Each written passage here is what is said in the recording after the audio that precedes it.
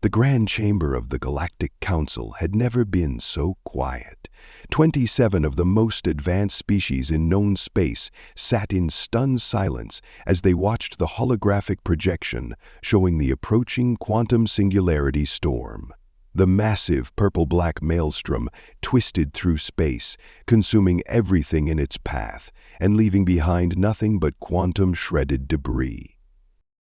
High Speaker Ixil of the Zoraxians, a being composed primarily of crystalline thought structures, finally broke the silence. "The calculations are certain, then?" "I'm afraid so," answered Chief Scientist Memtat, her feathers rippling with distress. "The storm will reach the Centaurus arm in 32 standard cycles. Current projections show it will destroy approximately 18% of all known civilized worlds." A chorus of movements filled the chamber, tentacles writhing, wings rustling, photosynthetic appendages curling in on themselves. Fear, in all its varied expressions across sapient species. "Surely with our combined knowledge," began Ambassador Crix of the Silicon Collective.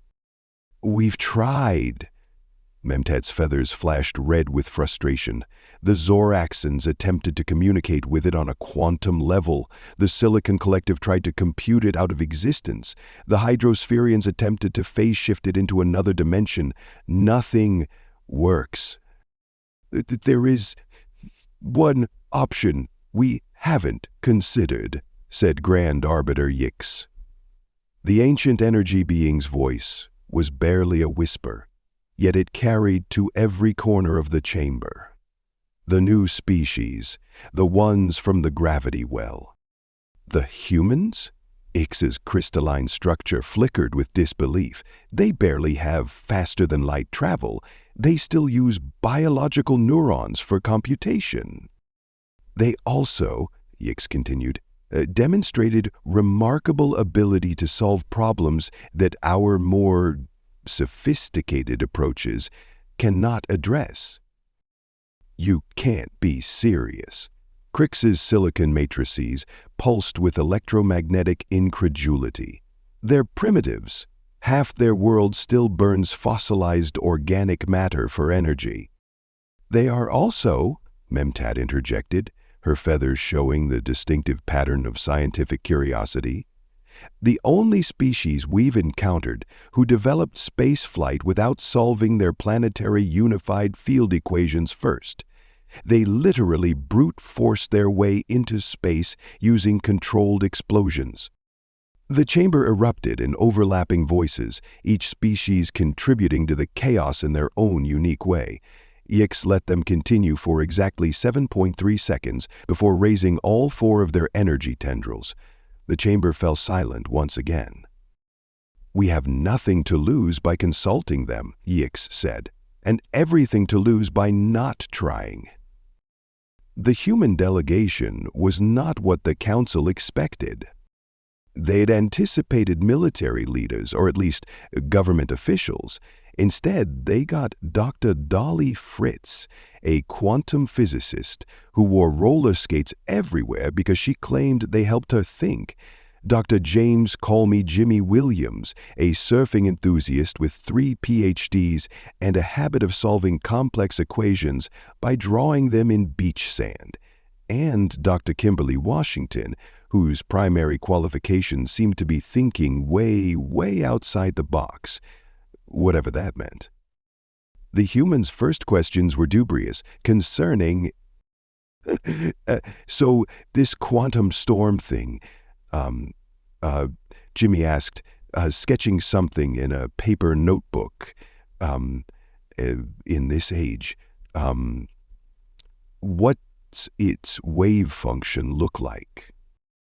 Memtat projected the impossibly complex equations into the air. The humans studied them with surprising intensity. "Dude," Jimmy said, grinning, "these look just like the waves at Pipeline during winter swells." "Could we surf it?" Dolly asked, rolling back and forth on her skates. The council members stared in horror. "Surf?" A quantum singularity storm? Ixel's crystalline structure nearly shattered in shock. Yeah, Kimberly joined in, her eyes lighting up. Or maybe not surf exactly, but like ride it somehow? Convert all that energy into something useful? That's not how physics works, Chris exclaimed. The three humans exchanged looks, then giant grins spread across their faces. Dolly pulled out something in a metal container. "Hold my beer," she said. What followed was either the most brilliant or most insane presentation in council history.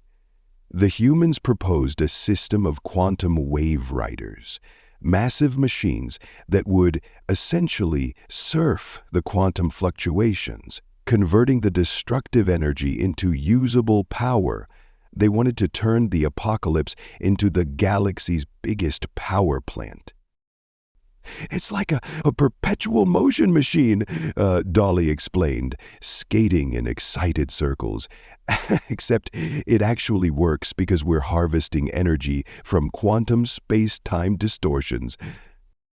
"And the best part," Jimmy added, "is that once we convert enough of the storm's energy, it should stabilize into a permanent power generation system. Free energy for everyone. You want to ride the apocalypse like a wave?" Memtat's feathers had turned white with shock. "Technically," Kimberly said, "it's more like we want to kickflip the apocalypse into a battery. But basically, yeah." The council chamber erupted into chaos once again.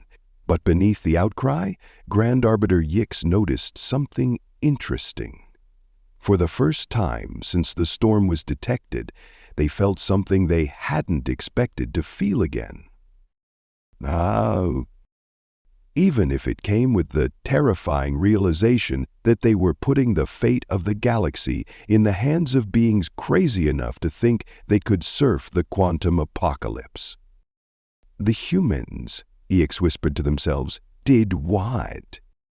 "Test attempt number 47, Dolly Fritz announced, rolling back and forth on her skates as she adjusted the quantum field parameters.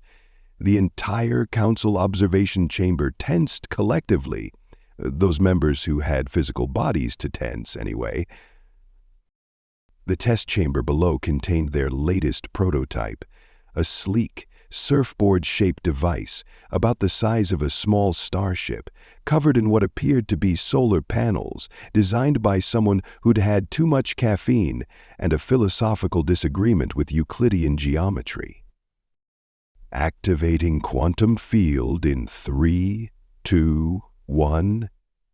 Jimmy's fingers danced across the holographic controls while Kimberly monitored the energy readings. The device hummed, lifted off the ground, and promptly exploded. "Oh, wicked!" all three humans shouted in unison. How Memtat's feathers twisted in confusion. How is this explosive failure wicked?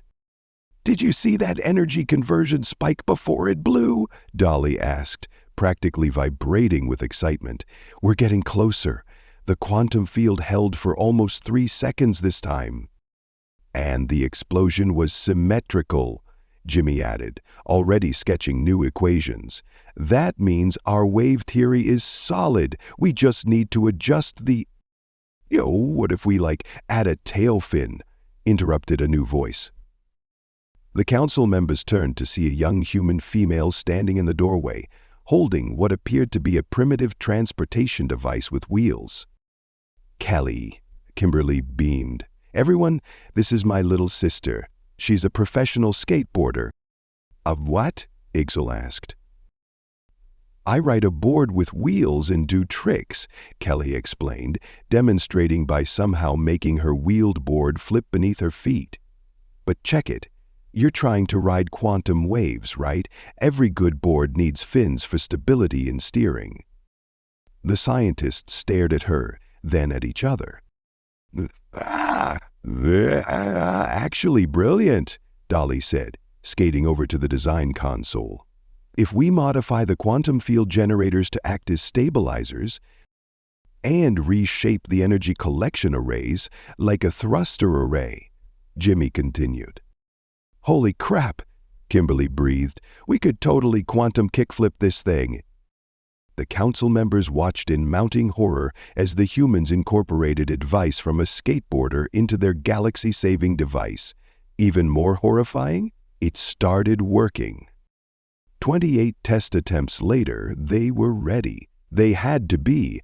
The quantum singularity storm had reached the outer edges of populated space.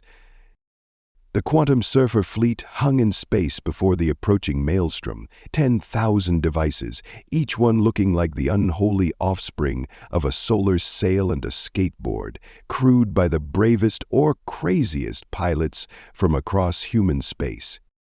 This is either going to be the most awesome thing ever, Jimmy's voice crackled over the comm system, or the most spectacular failure in galactic history. Either way, Dolly added from her command station, it's gonna be epic. The storm front approached, a wall of purple-black quantum destruction that defied the laws of physics themselves. There was a sensors across the galaxy focused on the human fleet. Quantum surfers, activate on my mark, Kimberly called from the control center. Remember, just like we practiced, catch the wave, redirect the energy, and whatever you do, don't wipe out. The storm hit. For one terrible moment, nothing happened. Then, Predaban! Kaoban! The unified cry of 10,000 human pilots echoed across all frequencies as the quantum surfers engaged. The devices caught the quantum waves, their modified field generators converting destructive energy into usable power. The storm's front edge began to change color, shifting from apocalyptic purple to a more manageable blue. It's working! Memtat's feathers blazed with astonishment. They're actually surfing a quantum singularity storm.